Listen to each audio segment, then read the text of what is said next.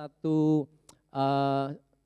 musim yang baru, dia percayakan kepada kita suatu pelayanan yang baru, di tempat yang baru ya saudara. Dan kita percaya bahwa Tuhan menyertai setiap kita. Mari kita sama-sama baca dari satu ayat dari Amsal, Proverbs 20 verse 6. Amsal 20 ayat yang ke-6. Banyak orang menyebut diri baik hati, tetapi orang yang setia siapakah menemukannya? Ya, dari ayat ini kita belajar bahwa banyak orang pasti mau disebut seseorang yang baik hati, betul? Nggak mungkin saudara kita kepengen teman kita atau istri suami kita menyebut kita tidak baik. Ya, setiap orang ingin disebut baik hati. Mereka menolong, mereka berbagi waktu, berbagi tenaga, berbagi uang, berlaku ramah, friendly kepada satu sama lain. Mereka mau disebut seorang yang baik hati, tetapi firman Tuhan katakan, pada kenyataannya orang yang setia itu tidak mudah didapatkan. Siapa yang bisa mendapatkannya? Who can find a faithful person? Ya, kalau firman Tuhan sudah katakan seperti itu, we better believe. Amin. Kita percaya bahwa tidak banyak orang yang setia. Ya, Allah yang kita sembah di dalam Yesus Kristus adalah Allah yang setia. Saudara percaya? Amin.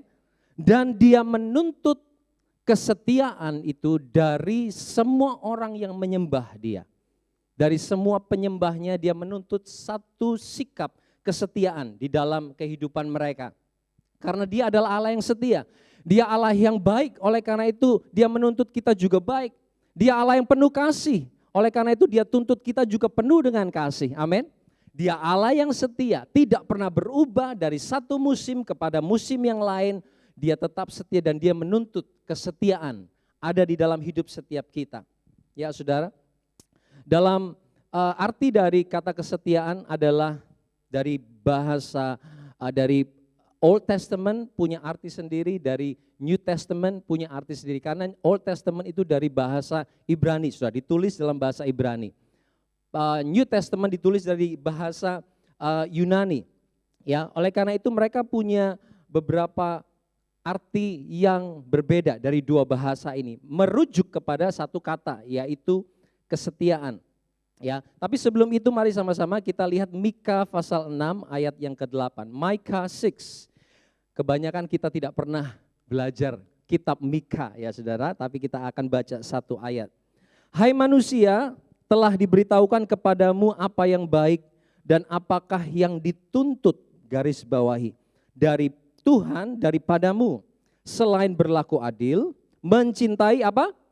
Kesetiaan dan hidup dengan rendah hati di hadapan Allahmu. Jadi Allah itu menuntut. Ya, apa arti kata menuntut, demanded? Apa arti kata itu dari bahasa aslinya, saudara? Dari bahasa Ibraninya adalah daras, memiliki arti dicari dan diselidiki dengan teliti. Kesetiaan itu Tuhan cari di dalam setiap kita. Dan Dia selidiki dengan teliti, adakah kesetiaan? Seperti seorang detektif yang investigate, ya saudara, dia menuntut bukti. Begitu juga Allah kita, satu hari nanti kita akan ketemu dengan Dia. Dia akan menuntut, Dia akan mencari dan menyelidiki setiap kita. Adakah kesetiaan? Ya. Apa arti berikutnya dari dituntut? Dituntut memiliki arti dipertanyakan dan diminta pertanggungan jawab. One day, when we come to God face to face, in person, Dia akan mempertanyakan kepada kita. Adakah kesetiaan di dalam hidup saudara? Adakah faithfulness in your life, throughout your life? Ya, arti kata kesetiaan adalah perbuatan baik. Tentu saja di dalam kesetiaan harus ada perbuatan baik saudara ya. Dalam perjanjian baru, kata setia itu dari kata pistos yang memiliki arti dapat dipercaya. Apa?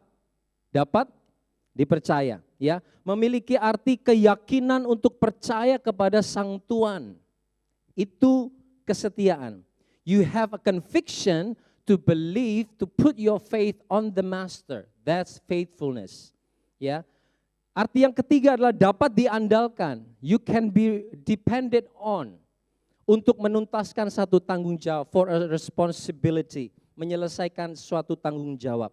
Pertanyaannya, apakah kita hari ini, kalau Tuhan tanya kepada setiap kita, adakah hal-hal ini?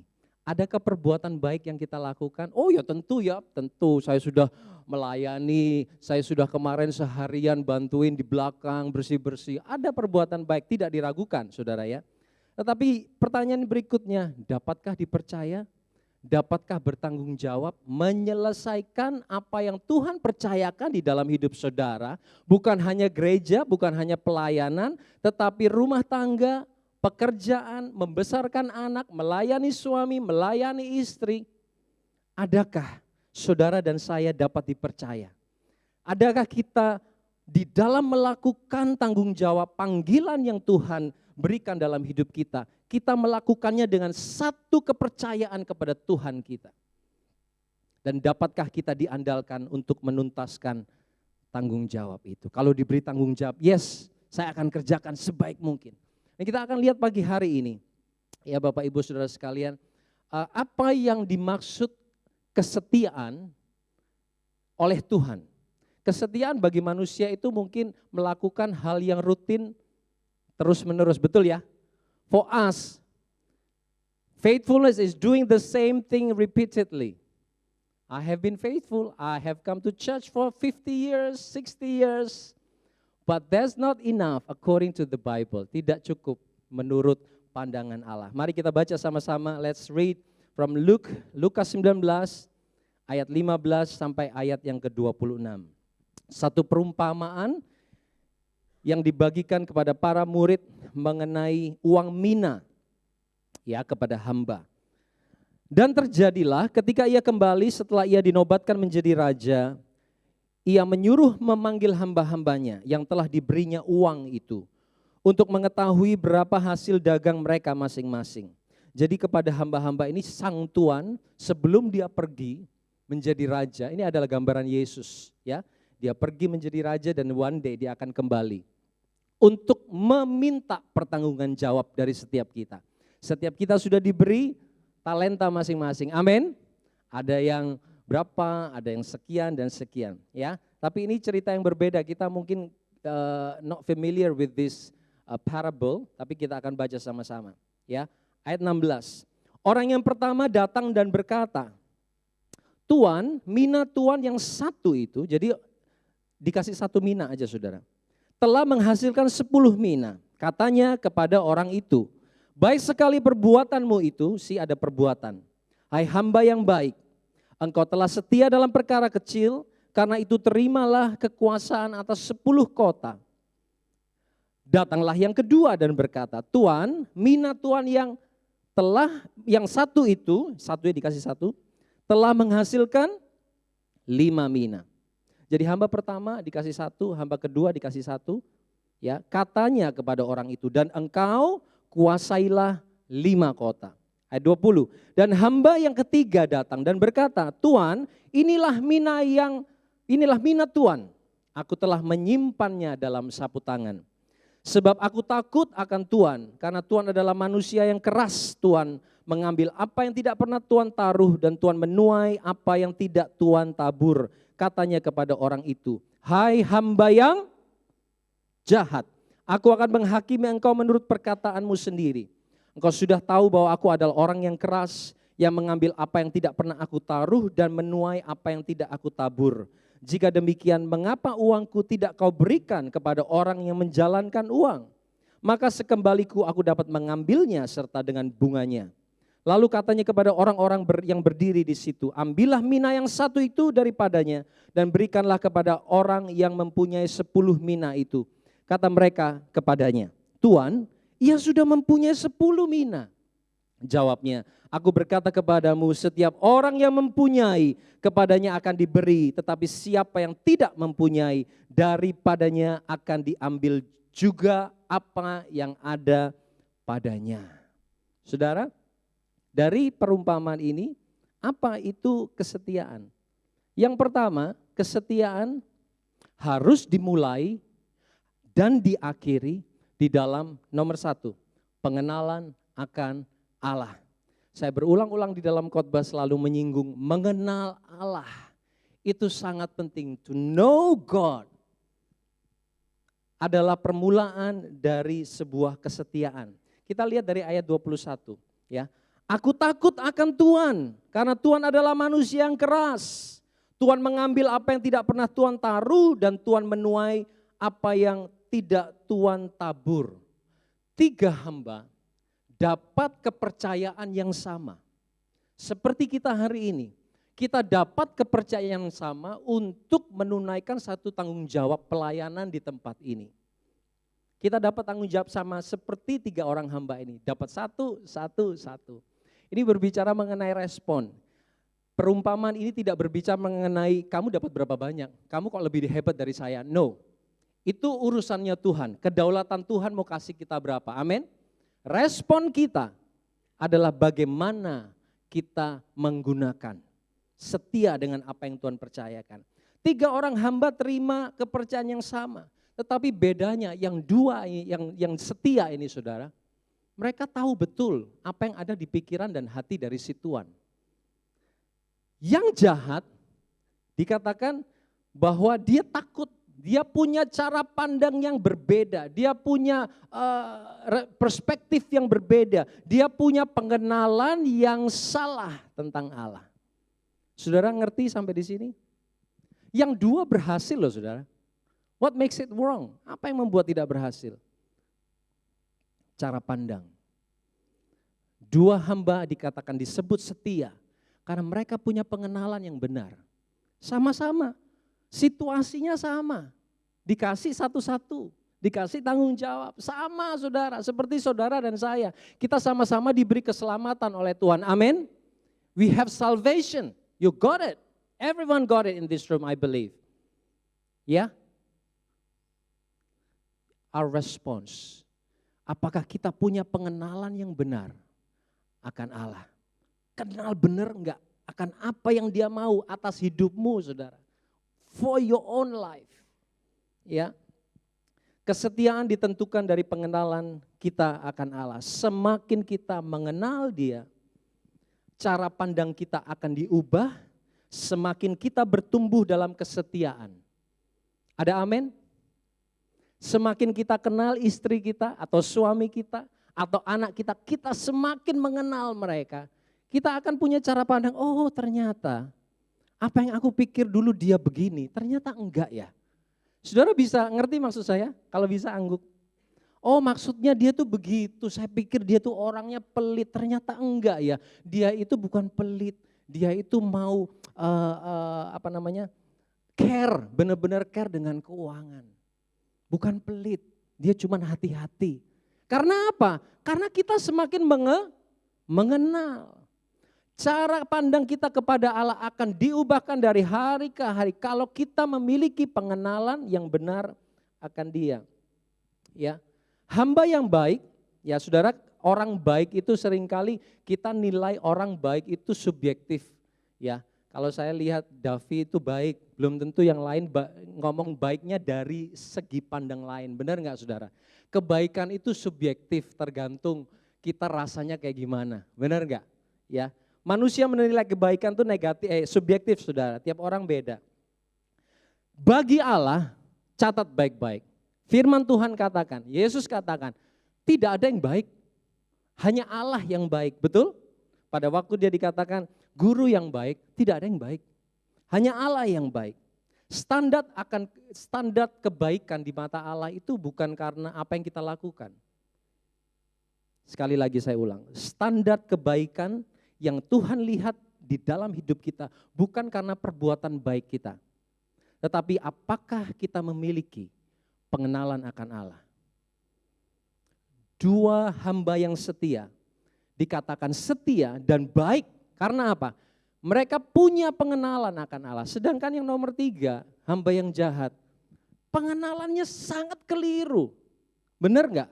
Bagaimana mungkin 3 orang hidup bersama-sama, 2 orang benar dan 1 bisa keliru, saudara.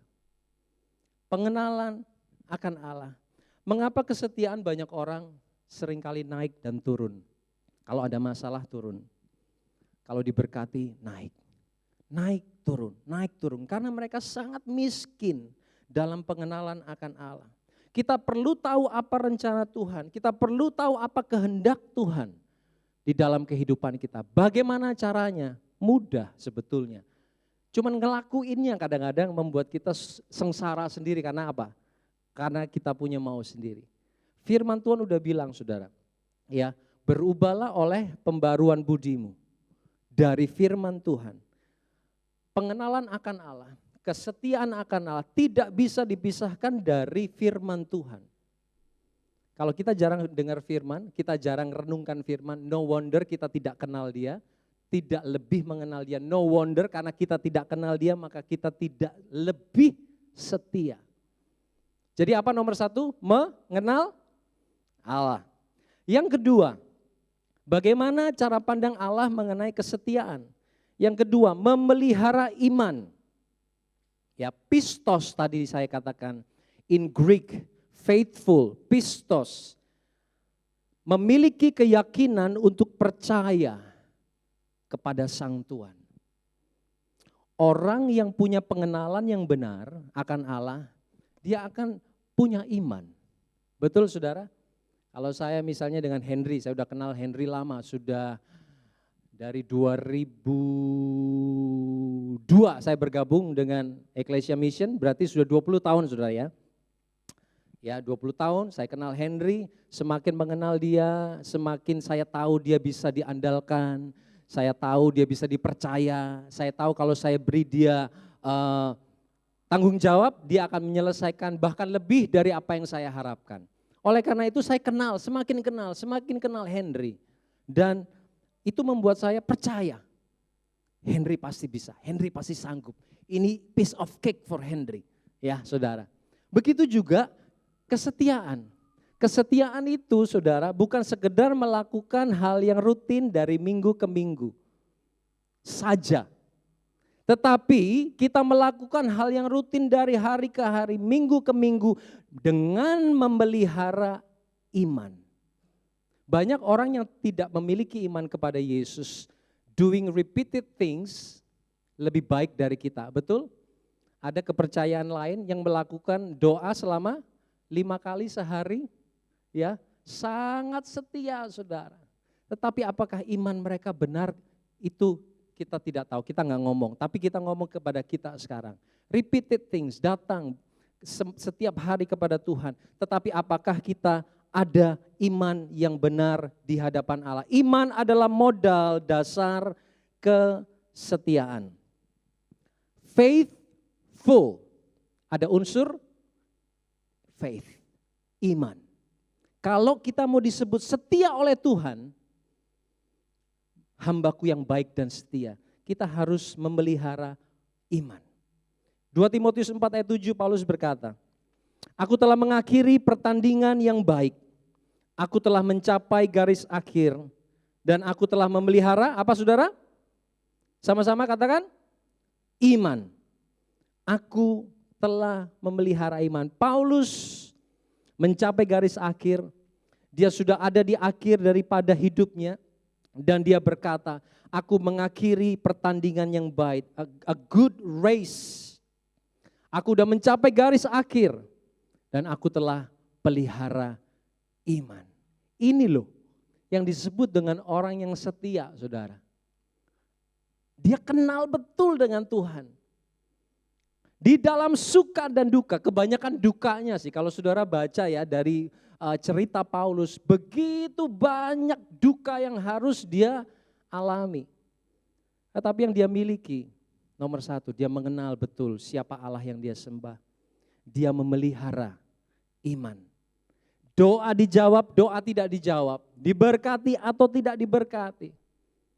Dia tetap pelihara iman.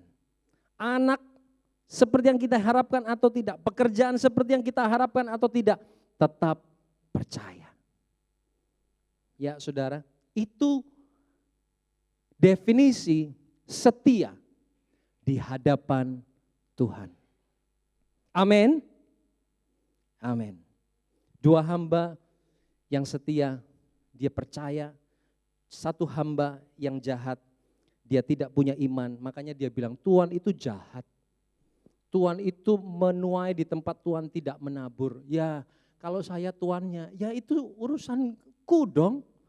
Itu uang-uangku kok, kamu hamba saya Tuhan kok. Saya bosnya, I can do anything. Bukankah Allah kita seperti itu saudara? Dia berdaulat penuh. Siapakah kita yang bisa memberi dia wejangan atau advice? Tidak ada. Tugas kita hanyalah kita harus setia. Ya saudara, karena si hamba yang jahat tidak punya pengenalan, alhasil dia tidak punya kepercayaan akan si Tuhan. Yang ketiga, apa definisi dari kesetiaan di mata Tuhan? Membayar harga. Nah, ini puncaknya.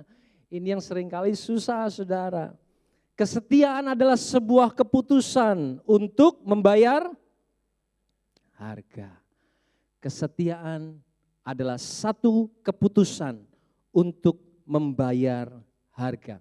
Dua hamba yang setia ini, kalau diberi tanggung jawab, apalagi diberi tanggung jawab berupa uang, dikatakan di ayat sebelumnya untuk berdagang. Saudara yang pernah atau sedang berdagang, saudara tahu nggak kira-kira resiko berdagang apa? Tahu apa resikonya saudara? Kalau benefitnya pasti tahu, dapat cuan. Ya enggak. Resiko orang berdagang apa? Trading, resikonya rugi, loss. The risk of trading is loss. Kira-kira dua hamba ini tahu enggak saudara resiko yang akan mereka dapatkan kalau mereka ambil keputusan untuk berdagang? Tahu? Pasti tahu. Mereka tahu bahwa mereka harus putar otak nomor satu, mau bisnis apa. Benar enggak? Berapa duit yang harus mereka keluarkan. Dari satu mina itu mungkin kira-kira gaji beberapa hari saudara ya. Dari uang segini aku bisa dagang apa dulu nih? Udah bisa buka warung apa enggak dengan uang satu mina? Itu kan mesti muter otak. Ya, di sini ada banyak businessman, businesswoman. Ya, enggak usah businessman lah. Kadang-kadang ibu rumah tangga pun harus mengelola uang yang ada. Benar enggak? Amin? Ya. Saudara ya, supaya kalau bisa untung. Nah, puter otak saudara. Bagaimana paling tidak bisa balik modal? Enggak rugi. Tapi kalau rugi gimana? Kalau warungnya tutup, kerjaan enggak jalan, bisnis bangkrut, gimana? Udah ditinggalin aja atau we keep trying? Itu resiko saudara. Orang yang setia tahu betul bahwa jalan di depan mereka itu enggak mudah. Tetapi mereka menyelesaikan tugas sampai akhir. Kita sedang dipercaya dengan satu pelayanan yang baru. Mungkin secara ibadah tidak banyak berubah. Waktu saja kita berubah. Untuk berubah waktu saja saudara, itu butuh kesetiaan. Ada resiko. Ada yang punya baby, ya pas mau berangkat tuh justru waktunya baby saya bobo. Gimana ini ganti jam, aduh rada susah. Tapi enak juga karena harus bangunnya gak perlu pagi-pagi. Benar gak? Yang setuju dengan saya katakan amin. Saya udah kebiasaan bangun pagi karena anak saya itu masuk sekolah jam 7.55, 7:55. Jadi setengah 6, jam 6 udah kebiasaan bangun. Tadi lihat jam masih 6.20 kok udah nggak ngantuk ya. Rugi bener sih harus bangun pagi-pagi. Ya saudara. Tapi bagi saudara mungkin yang nggak terlalu ini ya, rumah dekat gitu saudara ya. Bangun siang nggak harus pagi-pagi luar biasa. Itu suatu blessing. It's a blessing for us actually. But we have to be faithful also in other aspects. Kita akan ada partnership dengan gereja di tempat ini. Ya, kemungkinan para worship leader you gonna have to help them here in the morning, pagi supaya mereka juga a bit alive. Ya, ada table 399 minggu depan kita dipercaya untuk partner dengan mereka. untuk belajar punya hati for the community. Orang-orang di sekitar sini yang akan datang, kita berbagi makanan dengan mereka. So many kepercayaan yang Tuhan percayakan di dalam hidup kita. Bukan cuma saya loh saudara. Kepada kita semua. Karena kita adalah satu tubuh Kristus. Amin. Kita adalah tubuh, satu tubuh. Saya nggak bisa kerjakan semua sendiri. Ya saudara, oleh karena itu Tuhan sedang percayakan kepada kita semua untuk kita setia. Sambil kita melakukan tanggung jawab kita, supaya kita bisa terus melakukan tanggung jawab kita. Supaya kita kuat, supaya kita terus sampai garis akhir. Nomor satu, kita perlu mengenal Dia terus menerus.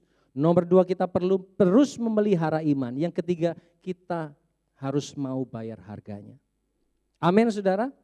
Lukas 9 ayat 23 Yesus berkata, katanya kepada mereka semua, setiap orang yang mau mengikut aku, ia harus menyangkal dirinya, memikul salibnya setiap hari dan mengikut aku. Ini kesetiaan. Yesus setia. Dia kenal benar Bapaknya. Dia dan Bapaknya adalah satu. Aku dan Bapa adalah satu. Aku ada di dalam Bapa. Aku hidup di dalam Bapa. Dan dia pelihara iman, percaya. Dia teruskan pekerjaan misi yang diberikan oleh Bapaknya sampai akhir mati di kayu salib. Dia setia. Supaya apa? Supaya kita hidup. Amin. Orang tua di sini yang bawa anak ke Sunday School, keep doing that. One day, we never know, your children will preach here, will sing in the front. Grandparents, terus dengan setia, bawa cucu-cucu saudara. Mungkin gereja ini sederhana, gereja kita sangat sederhana. Tuhan tidak cari sesuatu yang spektakuler. Kalau dia mau cari sesuatu yang spektakuler gampang. Dia suruh malaikatnya datang beribadah sama-sama kita. But that never happens.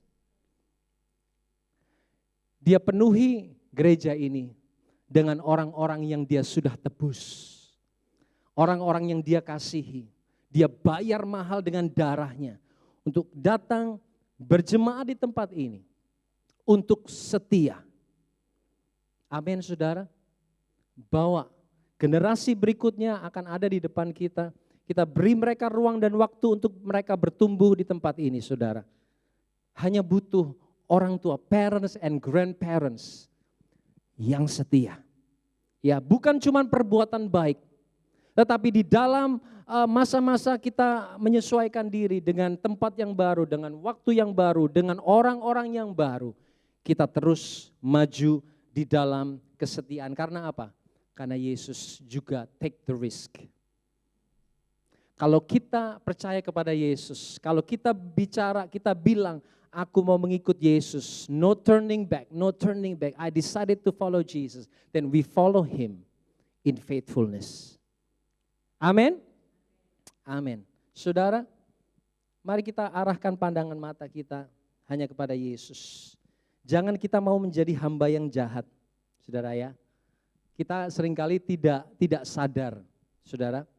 Ya, hamba yang jahat itu ada di depan tuannya. Seakan-akan melayani tuannya, tetapi dia tidak mengenal tuannya. Itu jahat. Sekali lagi saya ulangi. Hamba ini datang ada di dalam rumah tuannya, dia melayani tuannya, dia dibayar oleh tuannya, tetapi dia tidak mengenal siapa tuannya. Dan firman Tuhan katakan itu jahat. Nomor satu. Begitu juga dengan kita. Kita datang ke gereja, kita terima berkat dari Tuhan yang kita minta, bahkan tidak kita minta pun dia sediakan setiap hari apa yang kita butuhkan. Amin. Tetapi kalau kita tidak mengenal Yesus, kita masuk kategori yang sama, jahat di mata Tuhan. Hamba yang jahat, dia tidak pelihara iman. Dia tidak percaya kepada tuannya. Beda dengan dua hamba yang setia. Mereka enggak banyak tanya, yes aku kerjakan. Karena aku percaya, ya one day Tuanku akan datang kembali dan aku harus melakukan sesuatu. Ditemukan, aktif, berhasil. Ya. Hamba yang jahat tidak mau ambil resiko. Save aja, save dari jauh-jauh aja. Simpan di dalam tanah, dia ongkang-ongkang kaki aja, lihat dua hamba yang setia, temannya itu kerja keras. Ngapain sih kamu banting tulang buat pelayanan, buat Tuhan, biasa aja lah. Ya, itu kayaknya seperti itu. Comfortable aja. Ini hamba yang ketiga ini gak mau rugi, saudara. Udah gak mau rugi waktu, gak mau rugi tenaga, gak mau rugi duit. Ntar kalau rugi gimana? Dia punya pikiran seperti itu. Betul nggak saudara? Makanya dia nggak mau. Tetapi kenapa dia disebut jahat? Karena dia tidak menghasilkan sesuatu. Dia tidak berbuah. Jahat. Jadi definisi kebaikan dan definisi jahat di mata kita dan mata Tuhan itu beda loh saudara. Kalau jahat bagi kita, kamu nggak kasih aku duit, kamu jahat. Ya. Kamu enggak senyum sama aku, kamu jahat. Di mata Tuhan beda, saudara. Kejahatan di mata Tuhan, kamu sudah diberi hidup ini.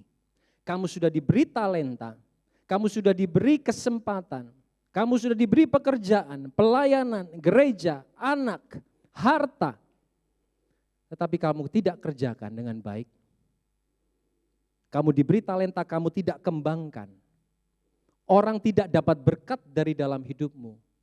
Itu namanya apa saudara? Jahat. Itu yang paling menakutkan loh saudara. Kalau kita sudah ketemu dengan Tuhan satu kali nanti. Dan Tuhan katakan, hai hambaku yang jahat. Sudah diberi kesempatan yang sama dengan yang lain. Kamu tidak mau ambil resiko, kamu mau hidupnya nyaman saja, kamu mau comfortable. Kamu nggak mau rugi waktu, tenaga dan sebagainya. Jahat. Oleh karena itu pagi hari ini, mari kita belajar untuk jadi hamba yang setia. Yang oma-oma, opa-opa jangan berkata, ya itu urusan anak muda. Kita sudah selesai, tidak ada saudara. Tidak ada namanya pensiun di dalam melayani Tuhan. Ada amin? Yang om-om, tante-tante lebih keras, ada amin? Ya. Kerjaan itu bisa pensiun. Ya, tidak ada orang company yang akan bayar saudara sampai saudara dipanggil Tuhan, tidak ada. Ya, tetapi dalam kerajaan Allah melayani itu tidak pernah pensiun. Dalam kapasitas apapun kita tetap melayani. Om Gideon tetap melayani. Kemarin di belakang angkat TV, ya, pasang TV-nya di Sunday School Room, nggak ada pensiun. Malah saya teleponin ribetin terus, sorry om ya. Om tolong ya om bukain pintu ya om, di Marubra ada orang yang mau bongkar, mau ambil ini ya om. Om besok lagi tolong ya om. Terus direpotin. Begitu juga, kalau Om Gideon aja yang sudah 70 something tidak pernah pensiun. Apalagi kita yang masih kuat, dipercaya Tuhan. Lebih di dalam kehidupan. Mari kita setia. Sekali lagi saya ulang untuk yang terakhir kalinya. Setia itu bukan cuma repeat aja. Repeat datang ke gereja, melayani istri, melayani suami di rumah, antar jemput anak. Orang di sana juga bisa saudara, sama. Di mata manusia itu setia. Di mata Tuhan belum tentu. Apakah saudara punya pengenalan akan dia? Lewat firman-Nya, apakah saudara dan saya pelihara iman, tetap percaya. Lebih percaya mana? Lebih percaya dunia atau lebih percaya Tuhan? Dan yang ketiga, apakah kita ini, yang terakhir apa tadi saudara? Mengenal Allah, memelihara iman, dan membayar harganya. Mari kita pejamkan mata, let's close our eyes for a moment. Pemain musik boleh maju ke depan. Kita akan responi firman Tuhan. Kita minta kepada Tuhan. Tuhan tolong aku, jamah bibir lidahku. Basuh aku di dalam darah-Mu Tuhan. Supaya aku ditemukan menjadi orang yang hamba, yang setia. Upah itu adalah kedaulatan Tuhan. Dia berjanji selalu ada upah bagi mereka yang sungguh-sungguh. Jangan fokus kepada upah saudara. Upah selalu ada menanti kita. Mari kita fokus kepada melakukan apa yang Tuhan mau. Haleluya. Mari kita angkat pujian ini sebagai satu respons. As a response we sing this song.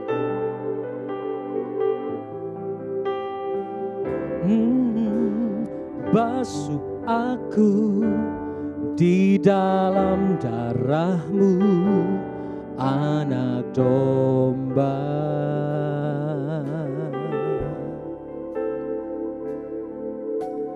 Jamah bibir, luruskan hatiku dengan Roh-Mu.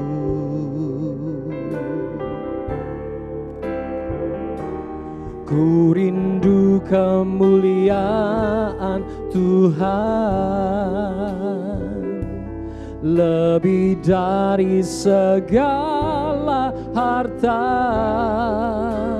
Jadikan ku hamba berkenan kepadamu. Mari sama-sama bangkit berdiri. Sekali lagi kita katakan, basuh aku. Oh, basuh aku di dalam darah-Mu, Anak Domba. Jamah aku Tuhan, jamah bibir, luruskan hatiku dengan Roh-Mu.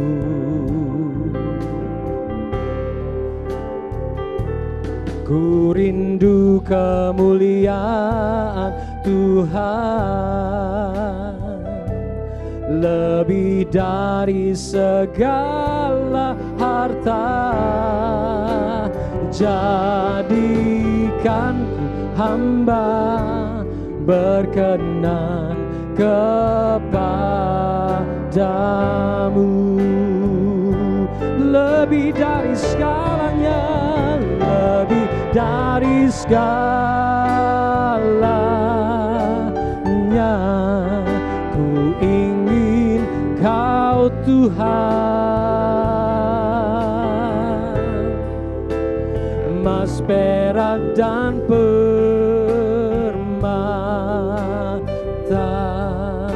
tiada artinya. Katakan, ku ingin lebih dekat, bersekutu denganmu.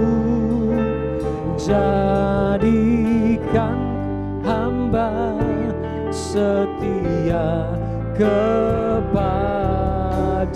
Jemaat saja katakan, lebih dari segalanya, ku ingin Kau Tuhan, lebih dari segalanya,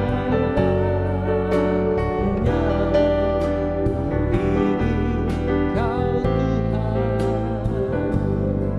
Oh, emas merah, ya Yesus, tiada arti, tiada artinya. Ku ingin lebih, ku ingin lebih dekat, bersekutu, sekutu denganmu. Jadikan setia kepadamu. Jadikan ku hamba setia, jadikan ku hamba setia kepadamu.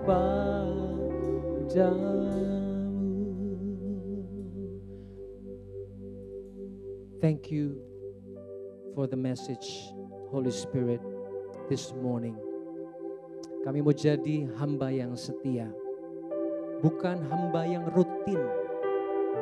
Not just for the routine, the mundane life, the ritual Christianity, Kristen yang ritual. Tetapi kami mau setia seperti apa yang Engkau harapkan, Tuhan. Roh Kudus, bekerjalah di tengah-tengah kami. Kami juga mau berdoa untuk ibadah pagi Kingsford Church in the morning service. We pray for them that the Holy Spirit will anoint their lives so they can be faithful to the end. They keep their faith. They know God. And they take all the risk, whatever it takes to please your heart, Lord Jesus. Biarlah kami sama-sama melayani Tuhan. Together we serve you, Lord Jesus. For your kingdom. Thank you, Father God. In the name of Jesus, we pray. Amen.